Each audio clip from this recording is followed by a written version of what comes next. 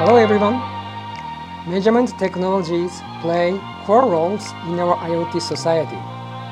Most of these recent advanced technologies aim the measurements on various objects beyond their past limits on accuracy, resolution, sensitivity, and robustness of their outcomes. But to achieve their sufficient measurement performances, these technologies estimate their objectives from their corresponding patterns reflected in their highly complex outcomes by relying on not only their hardware's technologies but also computational analysis of their measurement data. As you may know, the recent progress of information science is significant, and they are expected to provide effective measures for achieving these superior measurements.